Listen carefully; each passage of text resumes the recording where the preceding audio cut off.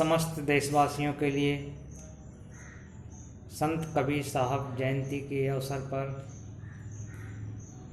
जय भीम, जय भारत, जय संविधान, जय गुरुदेव, धन गुरुदेव, श्री सद्गुरुदेव महाराज की जय।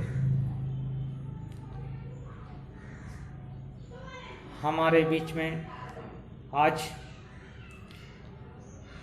हमारे महान संत, महान समाज सुधारक संत कबीर साहब जी के जन्म के अवसर पर समस्त विश्व के महानुभावों के लिए जन्मदिन की बहुत बहुत शुभकामनाएं। संत कबीर साहब ने जो दुनिया के लिए संदेश दिया वह हमें जानने और समझने की ज़रूरत है। उन्होंने कहा, जागो रे जिन जागना, अब जागन की बार, और एक दिन है सोना लंबे पांव पसार। तो संसार में सभी को एक दिन मृत्यु जब आएगी तो एक दिन सभी को हमेशा के लिए सो जाना है, लेकिन हमें जीते जी संत महापुरुषों ने हमें जगाने का प्रयास किया।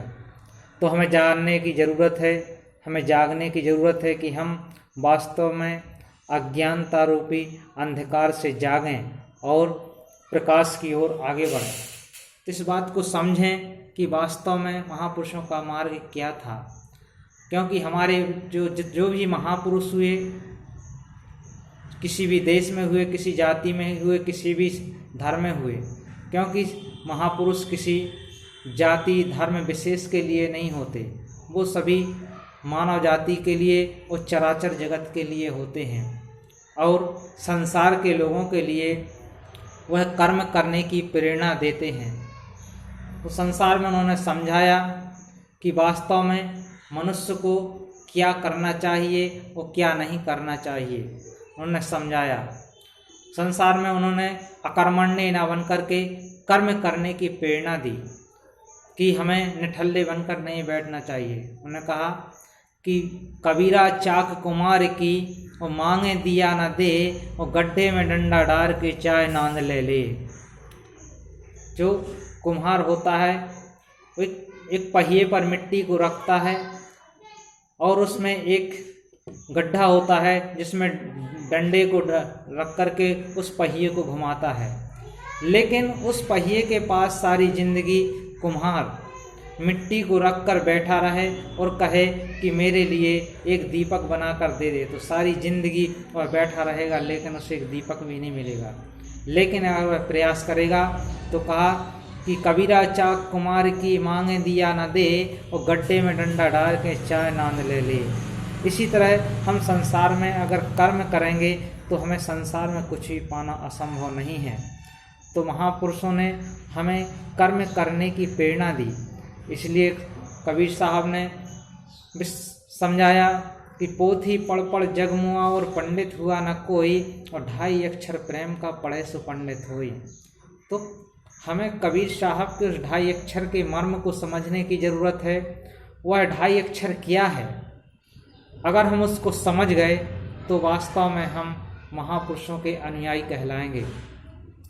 तो 2.5 अक्षर का रूपी जो खजाना है जो कबीर साहब ने अपने बीजक ग्रंथ में दिया है, तो बीजक के मायने क्या होता है? बीजक के मायने होता है किसी भी गुप्त रहस्य की कुंजी, किसी गुप्त रहस्य की चाबी।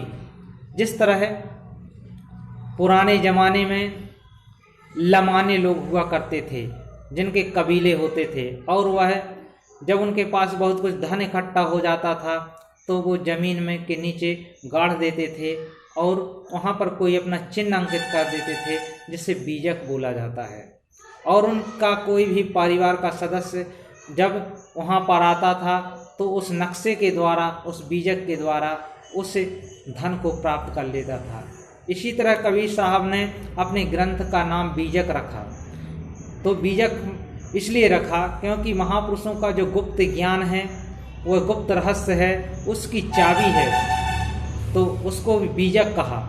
तो संत महापुरुषों का जो गुप्त ज्ञान है उसको पाने के लिए, उस तक पहुंचने के लिए हमें संत महापुरुषों की बात को सुनना पड़ेगा, समझना पड़ेगा और बीजक जैसे महान ग्रंथ का अध्ययन करना पड़ेगा।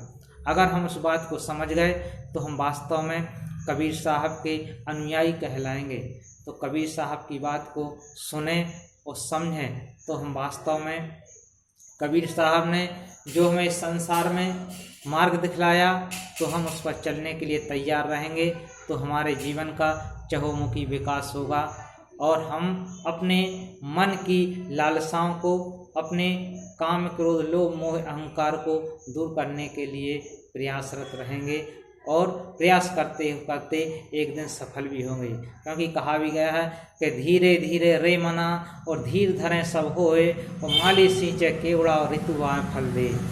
तो कोई भी चीज़ आसानी से प्राप्त नहीं हो जाती है, हमें उसको निरंतर प्रयास करना होता है।